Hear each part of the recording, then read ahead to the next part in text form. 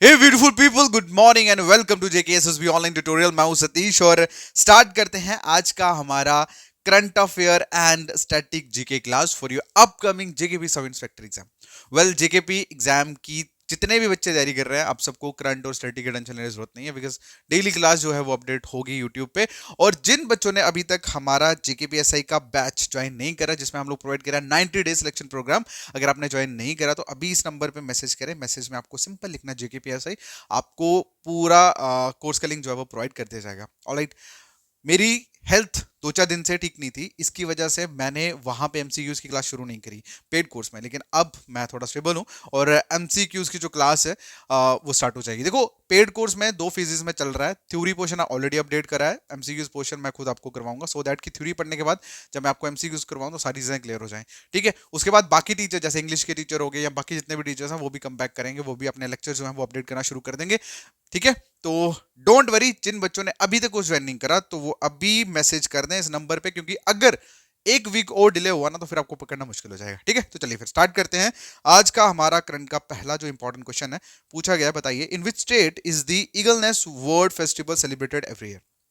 कौन सी स्टेट में ईगलनेस वर्ल्ड फेस्टिवल जो है वो हर साल मनाया जाता है? कौन सी स्टेट में मनाया जाता है, क्वेश्चन में ही पूछा गया। तो इसका जो आंसर है दैट इज अरुणाचल प्रदेश। क्या आंसर है? अरुणाचल प्रदेश। ठीक है, अब इंपॉर्टेंट फैक्ट्स की कुछ बात करते हैं। इंपॉर्टेंट फैक्ट्स में अगर हम बात करें तो अरुणाचल प्रदेश के चीफ मिनिस्टर कौन है?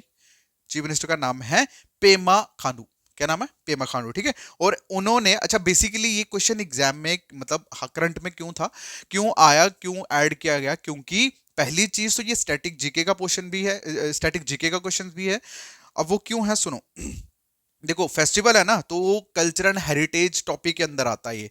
दूसरी चीज अगर मैं बात करूं तो इस पर्टिकुलर क्वेश्चन को करंट में ऐड इसलिए किया गया क्योंकि अरुणाचल प्रदेश के चीफ मिनिस्टर का नाम है पेमा खांडू, और इन्होंने अनवील करा है न्यू लोगो। इस फेस्टिवल का 4th एडिशन जो होने वाला है उसके लिए न्यू लोगो जो है वो इन्होंने अनवील करा है। That's why it also become the part of the current. ठीक है, स्टैटिक और करंट दोनों के क्वेश्चंस रहेंगे यहाँ पे। ठीक है, और ये जो फेस्टिवल है ना, ये 17 जनवरी से लेकर 19 जनवरी तक रहता है, मतलब नेक्स्ट ईयर जो है वो मनाया जाएगा।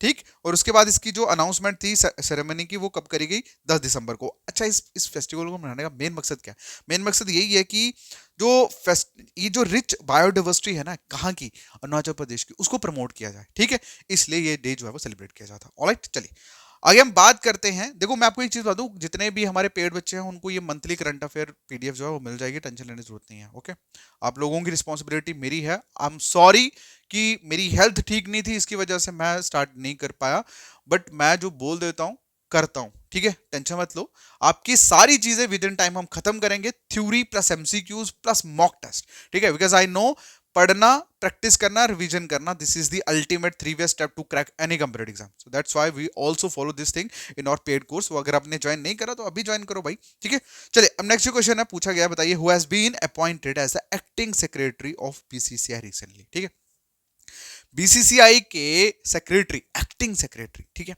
कौन अपॉइंट हुए हैं रिसेंटली? ठीक है, तो उसका जो आंसर है दैट इज देवजीत साइका। ठीक है, देवजीत साइका जो है उनको अपॉइंट किया गया है एक्टिंग सेक्रेटरी ऑफ बीसीसीआई। ठीक है, अब सुनो, अच्छा ये बीसीसीआई के अभी के अगर मैं प्रेसिडेंट की बात करूं तो कौन है? कौन है president? That is Roger Binny. ठीक है, पहले कौन थे? जय शाह। ठीक है, अब जय शाह कहां कहां पे है? अब जय शाह जो है वो चीफ है किसके? आईसीसी के, मतलब वो इंटरनेशनल क्रिकेट काउंसिल के अब चीफ बने हैं, प्रेसिडेंट बने हैं। पहले वो बीसीसीआई के थे। ठीक है, समझ आई? तो ये board of cricket, sorry, board of control for cricket in India, जैसे शॉर्ट में बीसीसीआई बोला जाता है, उसके प्रेसिडेंट जो है रोजर बेनी, इन्होंने अपॉइंट करा है देवजीत को as acting secretary of the board. ठीक है, क्लियर है? और इसके साथ मैंने ऑलरेडी आपको बता दिया कि पहले बीसीसीआई के प्रेसिडेंट कौन थे? जय शाह। अब जो है प्रेजेंटली वो कौन है? वो आईसीसी के प्रेसिडेंट है। ओके, चलिए अगला जो क्वेश्चन है, पूछा गया है कि बताइए how many panchayat of the country were honoured with the national panchayat award 2024 this year, मतलब 2024 में कितनी पंचायत, कंट्री की कितनी पंचायत को ऑनर किया गया है नेशनल पंचायत अवार्ड के साथ? तो इसका जो आंसर है दैट इज 45। देखो, मैं डायरेक्टली क्वेश्चन इसलिए बोल रहा हूं क्योंकि ये करंट के क्वेश्चन हैं। ठीक है, तो 45 पंचायत को नेशनल अवार्ड मिला है भाई। ठीक है, अब सुनिए इसके कुछ इंपॉर्टेंट फैक्ट्स। देखो, हमारे प्रेसिडेंट साहिबा द्रौपदी मुर्मू ने प्रेजेंट करे थे नेशनल अवार्ड्स कहाँ पे? ये विज्ञान भवन जो है ना दिल्ली में, न्यू दिल्ली में, वहां पे। ठीक, अच्छा इस अवार्ड को, ये नेशनल पंचायत अवार्ड है, इसका मेन जो मोटिव है वो यही है कि लोकल सेल्फ जो गवर्नमेंट है लोकल एरियाज में उसको प्रमोट किया जाए, उनको एनकरेज किया जाए, उनको स्ट्रेंथन किया जाए।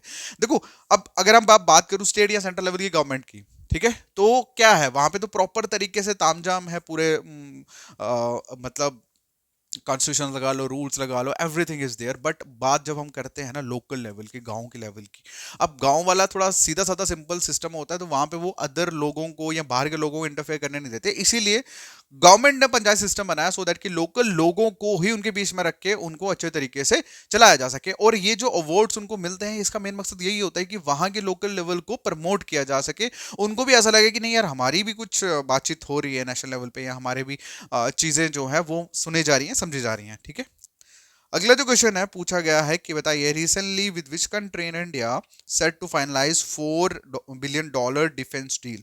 तो मतलब इंडिया ने रिसेंटली किस कंट्री के साथ डिफेंस डील जो है वो करी है $4 बिलियन की। ये क्वेश्चन देखो, इसका जो आंसर है दैट इज रशिया। बट ये क्वेश्चन एग्जाम में नहीं आता, ठीक है, लड़ाई के रिलेटेड क्वेश्चन नहीं आते। ओके, तो मतलब रशिया के साथ इन्होंने करी। अब रशिया के साथ इन्होंने जो डील करी है, बेसिकली इन्होंने क्या करा है, इंडिया ने एक रडार सिस्टम जो है ना, लॉन्ग रेंज रडार सिस्टम जो है वो बाय करा है।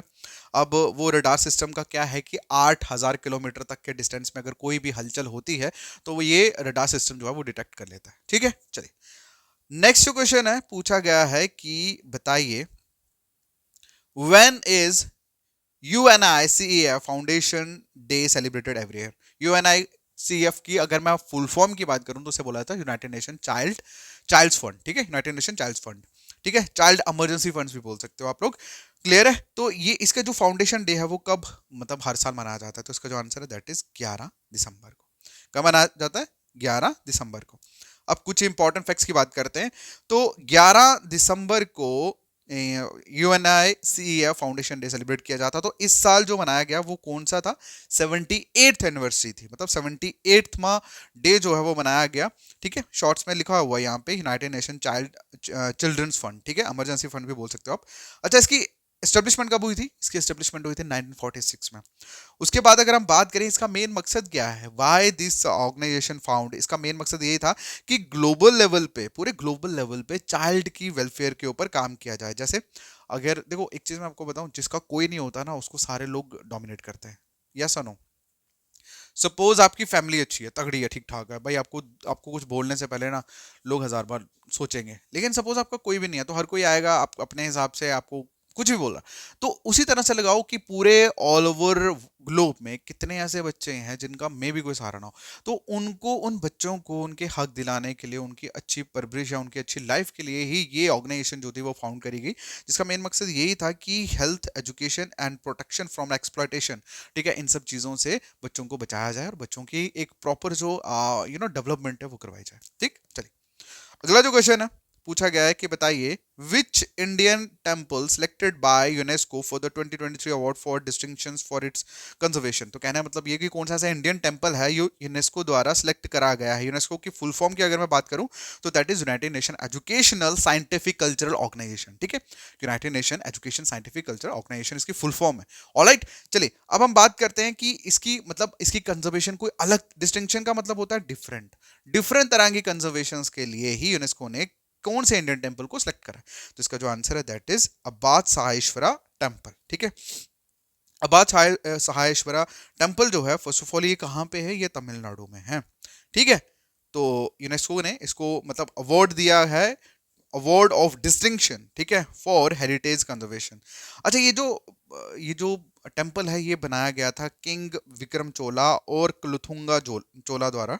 ठीक है, और अगर हम बात करें ये जो टेम्पल है ना इसके ओरिजिनली 5 पराक्रम्स हैं। ठीक, बेसिकली आपको इतना बीच में घुसने की जरूरत नहीं है, बस इतना समझ लेना यूनेस्को ने 2023 का जो अवार्ड है वो कौन से टेम्पल को दिया, दैट इज अवाथेश्वरा टेम्पल, जो कहाँ पे? तमिलनाडु में। अगला जो क्वेश्चन है पूछा गया है कि बताइए which organisation has launched an AI model for weather production called GenCast. देखो आपको पता है आज के टाइम पे सिर्फ और सिर्फ एआई ओवरटेक कर रहा है सब चीजों को। इसी तरह से एक एआई मॉडल जो है वो क्रिएट किया गया जिसके जो मतलब क्या करेगा, प्रिडिक्ट करेगा वेदर को लेके। ठीक है, कहाँ सुनामी आने वाली है, कहाँ पे किस तरह का मौसम बनने वाला। तो कौन सी ऑर्गेनाइजेशन ने ये लॉन्च करा एआई मॉडल?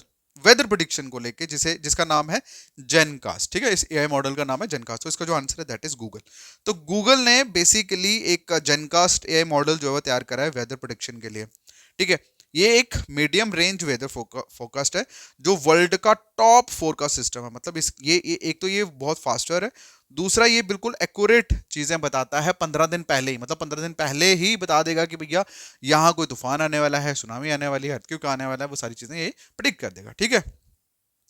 उसके बाद अगला जो क्वेश्चन है पूछा गया, बताइए प्रधानमंत्री पोषण शक्ति निर्माण, जिसे शॉर्ट में पीएम पोषण स्कीम भी बोला जाता है, इनिशिएटिव ऑफ विच मिनिस्ट्री, कौन सी मिनिस्ट्री का ये इनिशिएटिव है? तो इसका जो आंसर है that is ministry of education. किसका है?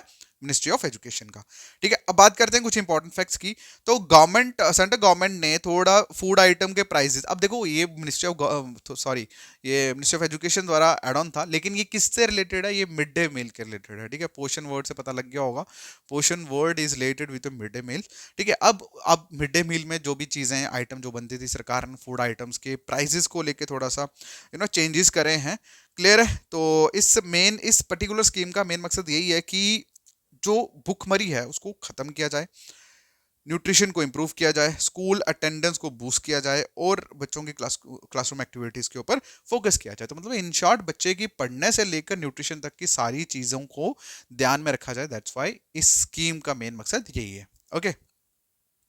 अब हम बात करते हैं अगले क्वेश्चन की। पूछा गया है, बताइए पीलीभीत टाइगर रिजर्व जो है वो कहाँ, कौन सी स्टेट में लोकेटेड है? मोस्ट इंपॉर्टेंट स्टैटिक जीके का क्वेश्चन है भाई, ठीक है। तो इसका जो आंसर है दैट इज उत्तर प्रदेश। क्या आंसर है? उत्तर प्रदेश। तो इसमें बेसिकली यही है, आपको और कुछ जानने की जरूरत नहीं है, उत्तर प्रदेश है बेसिकली इंपॉर्टेंट फैक्ट्स में भी। अब हम बात करते हैं हमारे रिवीजन क्वेश्चन की। तो रिवीजन क्वेश्चन में आपसे पूछा गया है कि बताइए सोनाई रुपाई वाइल्ड लाइफ सेंचुरी जो है वो कौन सी स्टेट में लोकेटेड है, ठीक। इसका आंसर आप लोग करोगे कमेंट सेक्शन में। बाकी जिन बच्चों ने अभी तक हमारा पेड को ज्वाइन नहीं करा वो अभी मैसेज करें 8899799818 के ऊपर, और मैसेज में आपको लिखना JKPSI। जैसे आप JKPSI लिखेंगे आपको सारी डिटेल मिल जाएगी। Alright, thank you so much, take care, bye bye.